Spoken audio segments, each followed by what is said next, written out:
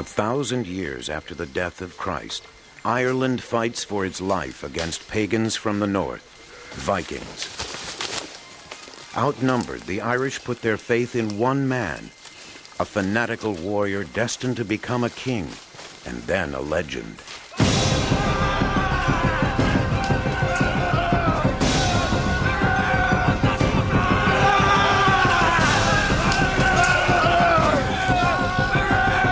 Before the last battle is over, Ireland will know unity and treachery in the same moment.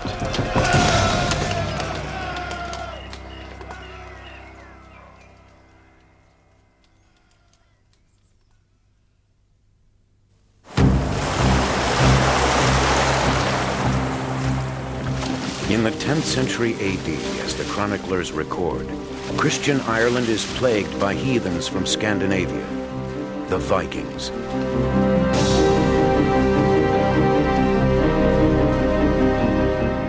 They ravaged Ireland's churches and sanctuaries and destroyed her relics and books.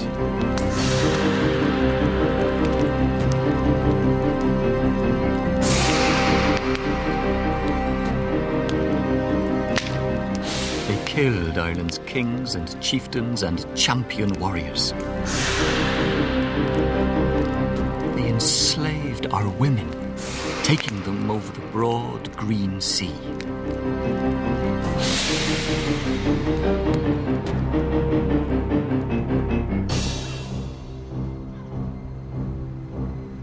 On the coast, the Vikings built thriving strongholds: Limerick, Waterford, Dublin.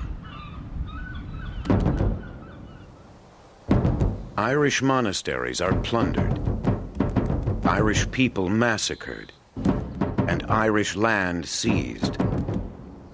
Pushed inland, the Irish find protection behind traditional defenses, crennaghs. Built on an island in a lake, such a dwelling can be approached only by boat or a narrow causeway.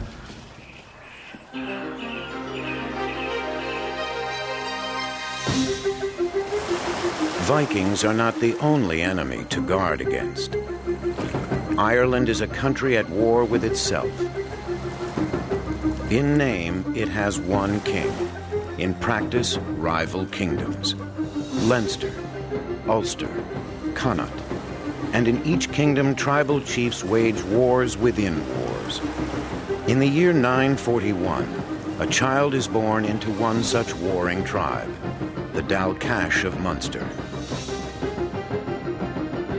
Though he's the son of a chief, Brian Boru seems destined for obscurity. The youngest of 12 brothers, he is unlikely to ever take his father's place as head of the tribe. Much to Brian's disappointment, he is sent off to school at the monastery of Inishfallen.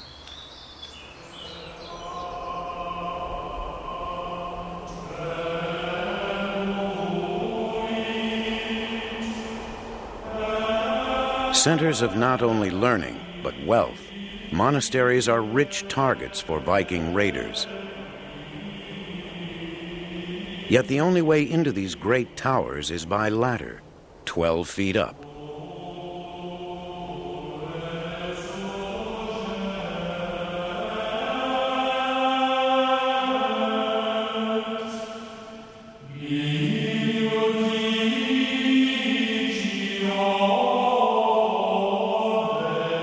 Within these peaceful confines, Brian is taught Latin and the ancient traditions of Ireland, the Brehon Laws, the oldest in Northern Europe.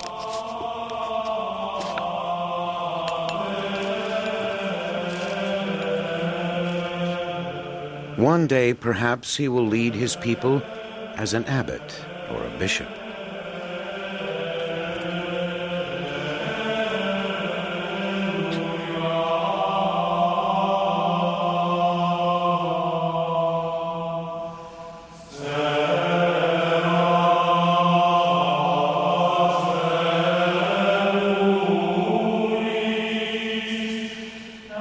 When the boy is 10, one of his kinsmen unexpectedly appears at the monastery.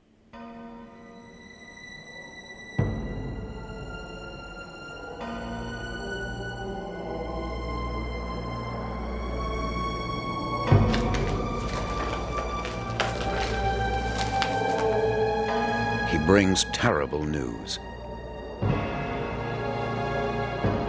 In a battle against the Vikings of Limerick, Brian's father has been killed. The tragedy will change the boy's life and earn him a place in history.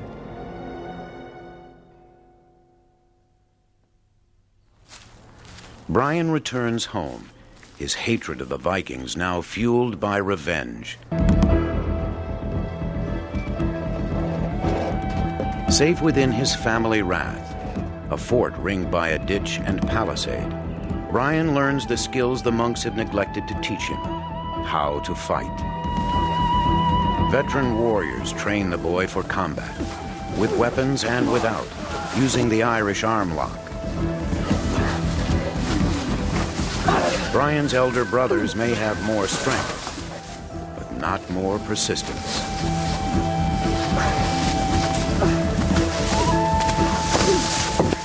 Together they play games like hurling and kickball, a sometimes bloody brawl not with a ball, but a stone.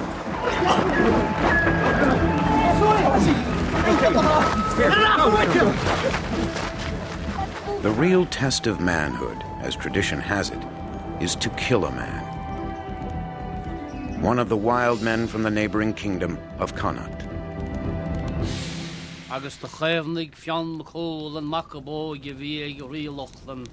Inspired by tales of Irish heroes, Brian longs for the day when he can drive the Vikings from his land.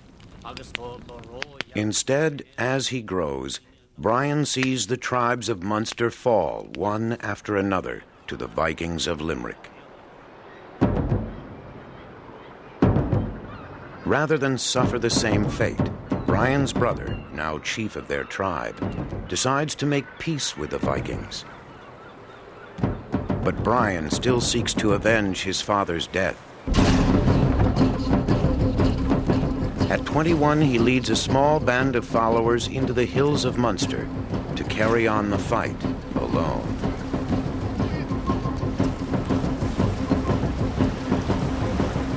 In pitched battle against the Vikings, his handful of warriors stands no chance. Brian's men will rely on guerrilla tactics, trusting in their speed on foot and their skill with their weapons. Their favorite is the tuacoa, or iron battle axe. So powerful is this weapon that a visitor to Ireland would later observe: the whole thigh of a soldier, though cased in well-tempered armour, hath been lopped off by a single blow of the axe.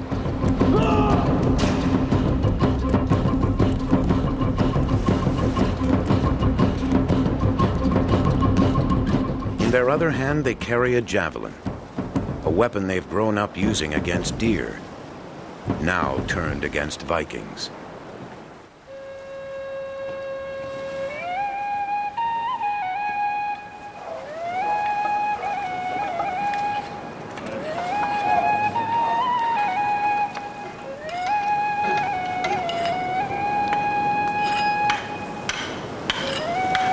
The native Irish sword is the cleof, a short 2-foot blade worn at the hip. Each warrior trains to wield it in either hand. Some even carry two into battle, slashing right and left. The lucky few wield Viking swords, obtained in trade or by stripping the dead in battle.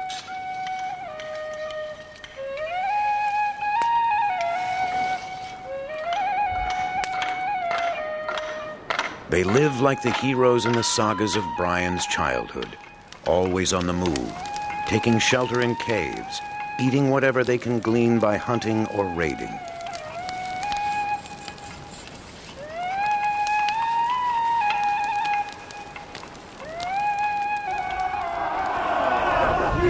Sweeping down on an outpost or luring a garrison into the forest, Brian's ragtag army takes its toll on the Vikings.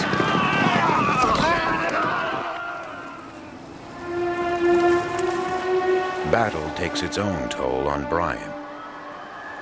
In such a small band, each casualty is a defeat he can't afford, as his scribe records. Great were the hardships Brian endured. Bad food and bad bedding on the wet, noddy routes of his own country. It is said that the foreigners killed many of his followers so that only 15 survived. In the year 964, when Brian's army is on the verge of extinction, his fortunes turn. Emboldened by his lone stand against the Vikings, Brian's brother decides to join him.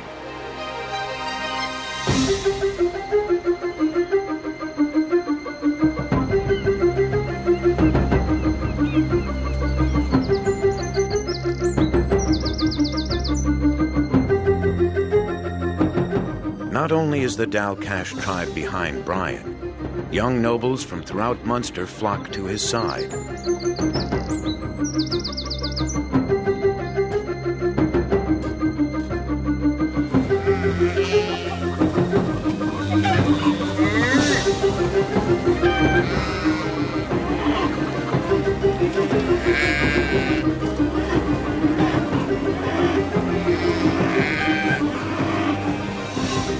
In the struggle against the Vikings, this band, a few hundred strong, will form the core of his army.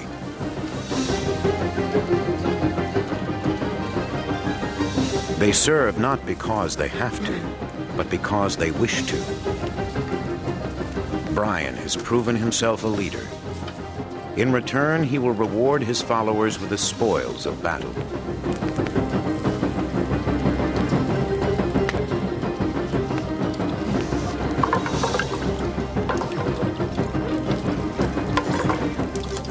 Brian's warriors are still not as strong as the Vikings of Limerick, but they may be more crafty.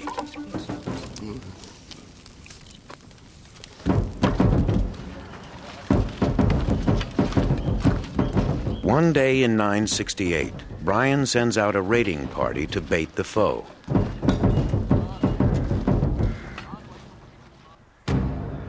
Confident in their numbers, the Vikings leave the safety of their fortress in pursuit.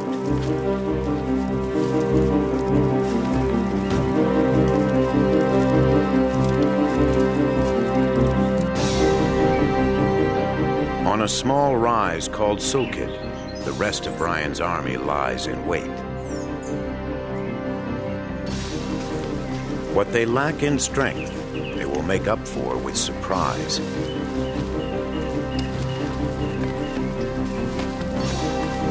The Vikings march deeper into the wood. Suddenly, the Irish spring their trap.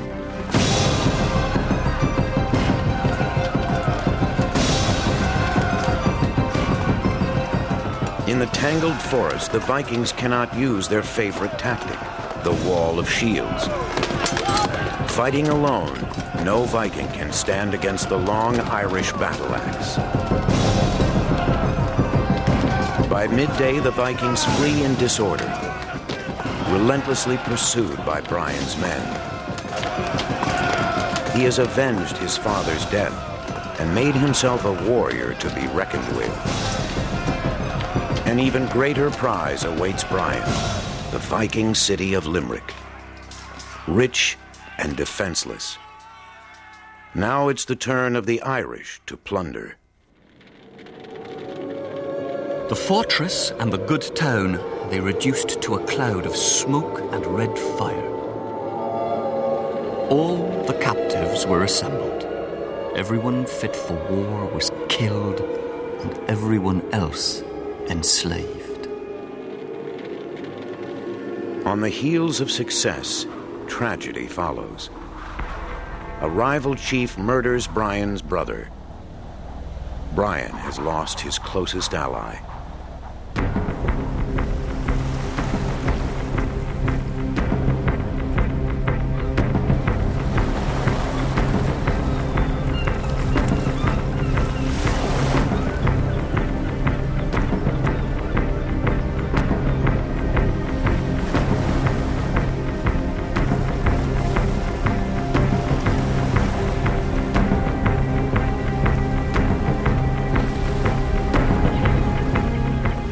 heart shall burst within my breast unless I avenge this great king.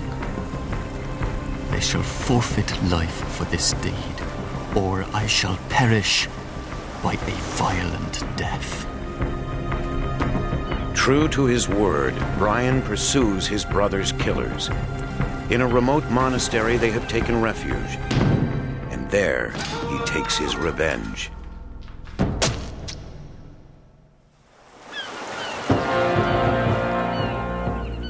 In 976, Brian takes his brother's place. At the Rock of Cashel, he receives the crown of Munster. By now, Brian grasps that Ireland's greatest enemy lies within. So long as the Irish fight one another, the Vikings can never be driven out.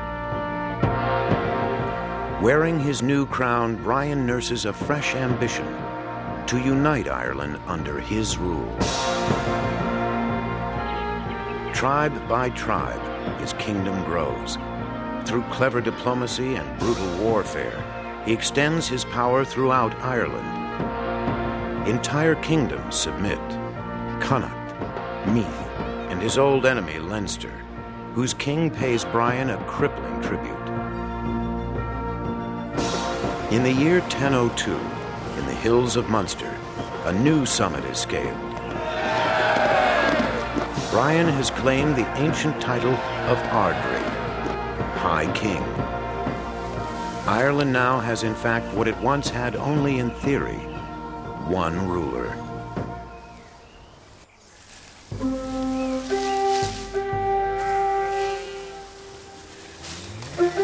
For the next decade, Ireland enjoys unfamiliar gifts, peace and prosperity. Brian rebuilds the churches and restores plundered treasure. He constructs roads, bridges, and waterways throughout Ireland.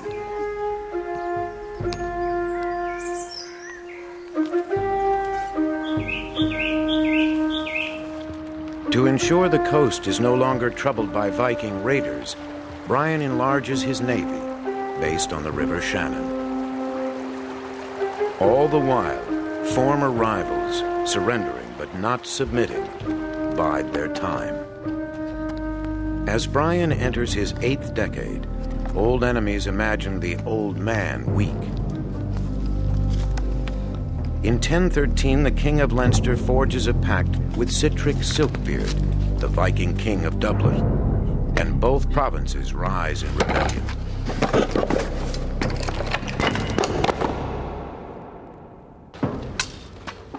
The rebels have misjudged the old man. Brian spends the winter raising an army. From all over Ireland, loyal subjects answer the High King's call to war.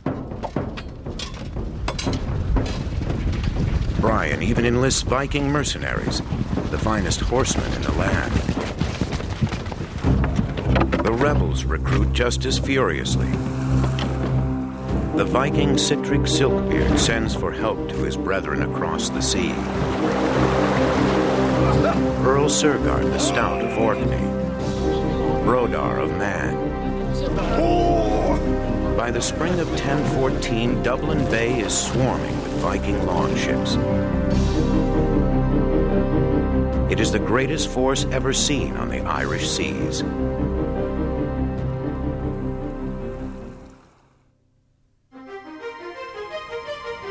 In Brian's camp, on the eve of battle, the old warrior speaks to his men.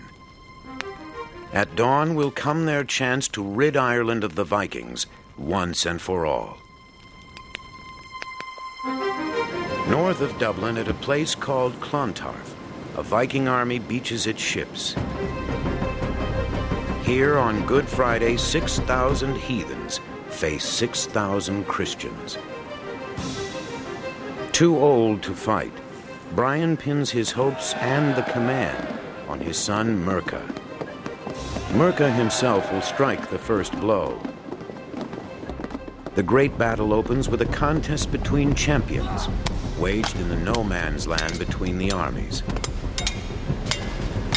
Already a great warrior, Merca now proves himself a worthy leader. Stefan! Stefan! Stefan! Stefan! Stefan! Stefan! Gradually, the two armies draw closer. In both armies, the best warriors march in front. Shoulder to shoulder, they form a solid wall of shields. On the flanks and rear of the Irish line march the kerns, farmers by trade, soldiers for the day, hurling javelins, darts, slingshots, and stones. They are quicker and more expert than any other people in throwing stones, and such stones do great damage to the enemy on engagement. As the armies collide, the battle turns into a brawl.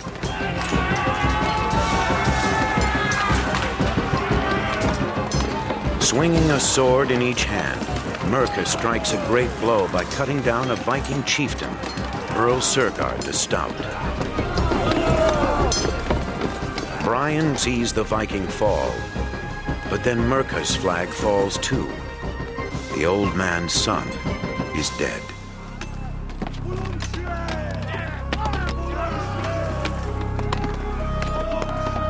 The two sides made a furious, smashing onset upon each other, and there arose a frightful screaming and fluttering above their heads as birds and demons awaited their prey. All through the day, the battle rages, and the casualties mount. By evening, the Irish break through the enemy line. The Vikings flee toward their ships and safety. But this Good Friday is a black day for them. At Dublin Bay, the tide has come in. The Vikings are cut off and cut down. At the water's edge, the Vikings give up their claim to Ireland. Brian gives thanks to God for his victory. Yet in his hour of triumph, disaster strikes. In the confusion of battle, Brodar of Man and a handful of Vikings escape and stumble upon the king. Hardly believing his luck, Brodar falls upon Brian's bodyguard and cuts his way through. Before the old man is even aware, Brodar beheads him. So passed the greatest warrior and greatest Irishman of his age. When Brian's men captured Brodar, they were so enraged that they tied him to a tree with his own intestines. Brian died in his finest hour. He had united his people and rid his country of invaders. For the first time, and for the only time, all Ireland had been set free.